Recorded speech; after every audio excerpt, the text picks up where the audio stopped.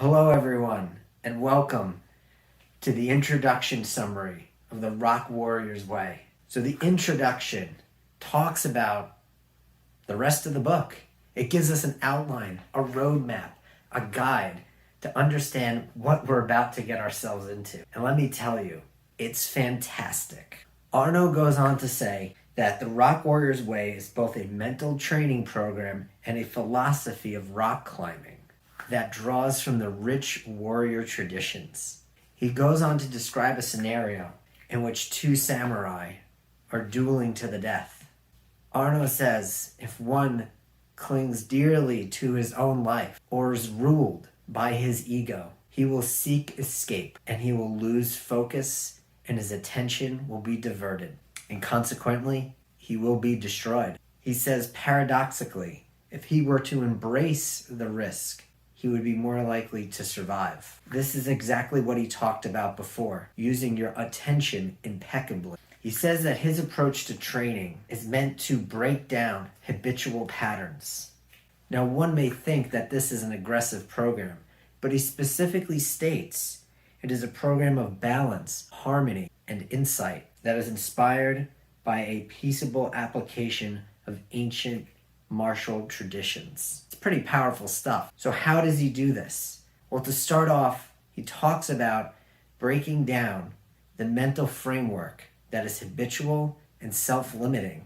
And it is this framework that we bring into our life, into climbing, into martial arts, and into relationships. So let's pause there and talk about that for a minute.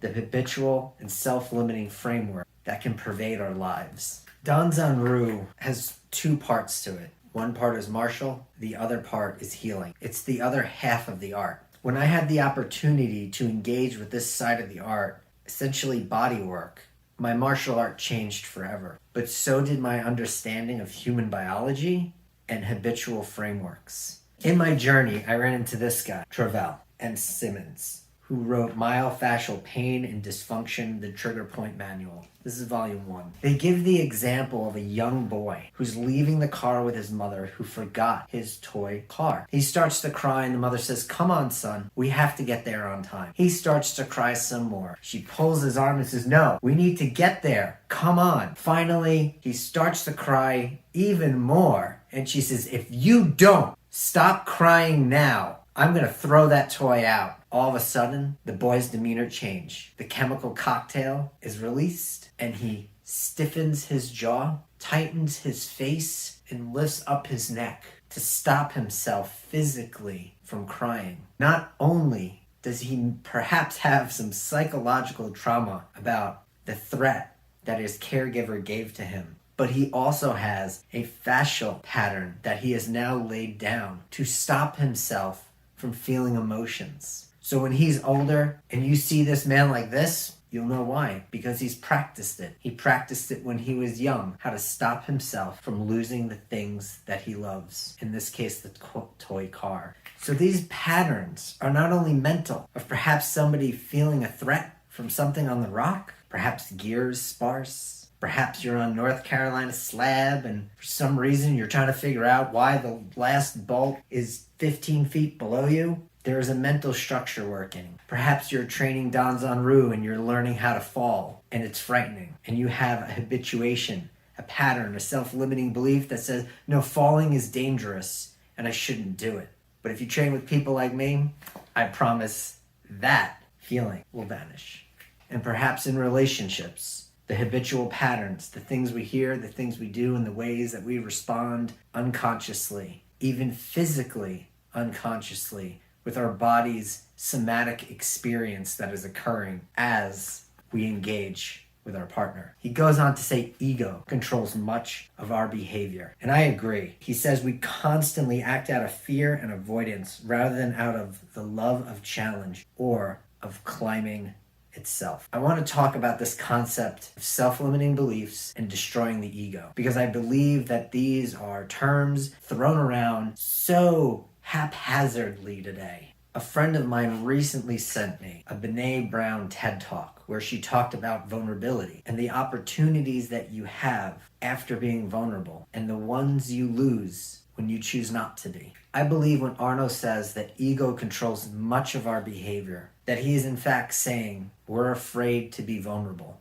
He gave a wonderful example that we went over last week of him climbing on Super Slab, feeling vulnerable, don't want people to know I fell. Perhaps at the crag, you don't want people to know you can't climb a 5'10", or maybe a 5'7", or maybe that time you fell on a 5'4".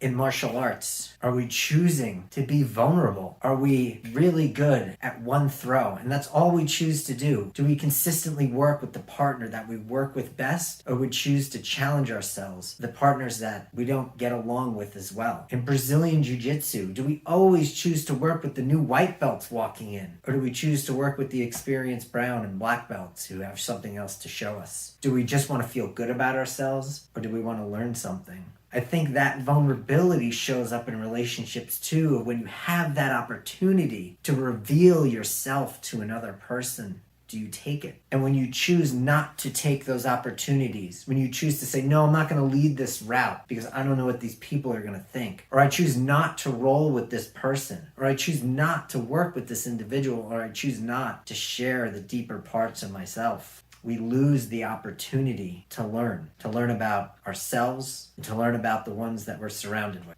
Choosing to be vulnerable will destroy your ego quicker than anything else I know of. Hey, if you guys like this video, hit the like button, leave a comment below. I'd love to hear from you. I appreciate you sharing this time with me today, and I hope you learned something. Let's keep going. He goes on to say that much of this book is about developing awareness. We must become aware of our mental processes, and we can do this through the impeccable use of attention. Again, that theme keeps coming up. He talks about a warrior directing all of his attention and all of his efforts to the quest of gaining self-knowledge and personal power, i.e. the power to overcome one's own internal landscape, cruxes, mountains, etc. And he finally breaks it down and says, essentially, a warrior is an impeccable hunter of personal power. Now, when I look at martial artists and people that I work with, I see that trait in them. I see that hunt for the perfect throw, for the flow of a lock, for the smoothness of a technique. And I see it in climbers as they strive to push themselves beyond what they believe they are capable of. He breaks down 5 tenets of the Rock Warrior's Way mental training approach. And we're going to go over those 5 tenets.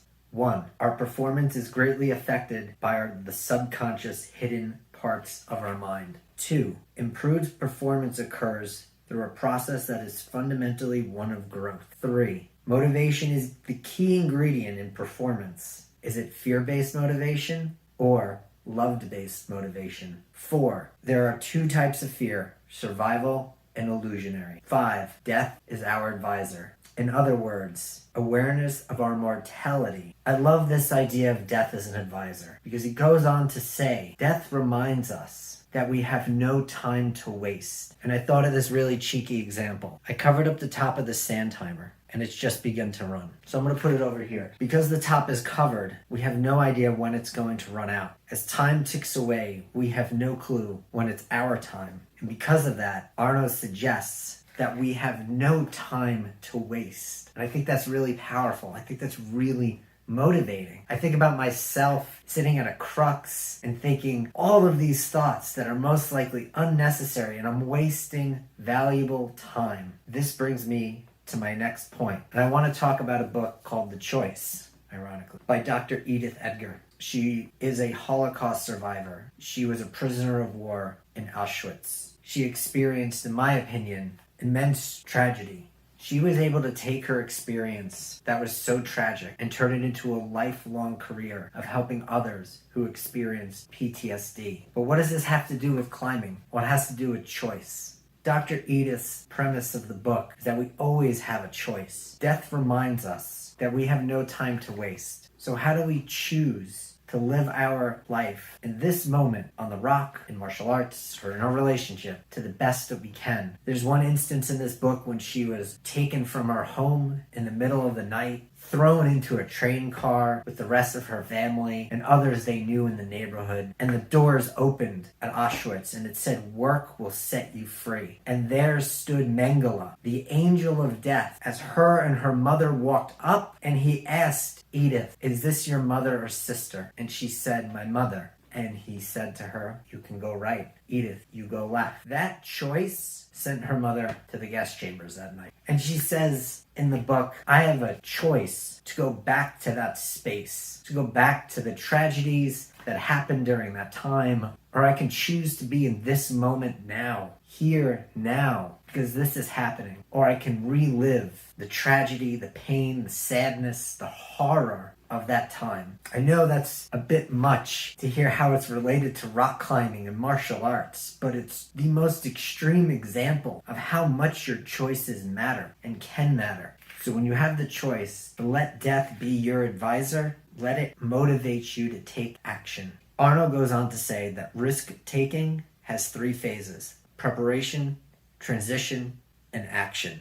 Each of these phases is described in more detail in the coming chapters, but he offers us a hint of what's to come, that your goal is to live fully in the challenge. After all, that's why you're out here. If you didn't want a challenge, why are you scaling a 300-foot wall? If you didn't want a challenge, why did you decide to show up to jiu-jitsu class today? Why did you decide that I'm going to learn how to fall? I'm going to learn how to get thrown with an arm bar on me and survive. I'm going to learn to be thrown by my neck. Why did you choose those things? I'm going to choose to open up and reveal myself completely to another person. That's the challenge. That's the stuff of life. And he says, as you learn to quiet your conscious mind, the intuitive body will come through. Lastly, Arno outlines the 7 chapters of his book and the 7 phases of his curriculum. The first one is becoming conscious, directing awareness to your inner dialogue. Number 2, life is subtle, awareness unto body sensations and learning to speak to yourself deliberately. 3, accepting responsibility. 4, giving to the experience. 5, choices. 6, listening. 7, the journey. I want to talk about the last part of this outline, the journey, because that's what we're about to go on together. He says if you prepared well, this stressful situation is exactly why you came here. It's why you chose to get on that 5'11" that you didn't think you could do. It's why you chose to get on that North Carolina slab when you're like, dude, those bolts are way too far apart. I'm not doing it. It's why you chose to show up to jiu-jitsu class and challenge yourself. It's why you chose to reveal yourself to another individual in your relationship completely. It's why you chose vulnerability over protection, because the opportunities from it will be immense when you summit that 5'11", when you finally get that perfect throw, and when you finally understand that you can be loved and accepted for who you are. Guys, that's why we're here, for the stressful moment. And are we like Edith, who took her horrific experience and turned it into a lifetime of healing for herself and others? Are we growing through the stressful situation? Are we growing through the crux? Are we growing through the fear of grappling with somebody new or learning how to fall like we do in Danzan Ryu Jujitsu? Are we choosing to grow through it when our partners challenge us in seemingly unfathomable ways? Or we say, no, I don't want that painful situation. And as we go through this book and delve into the details of each of those outlined sections, there's going to be a lot more that's revealed. Let's check in with the sand timer. It looks like the sand has stopped flowing and our time is up.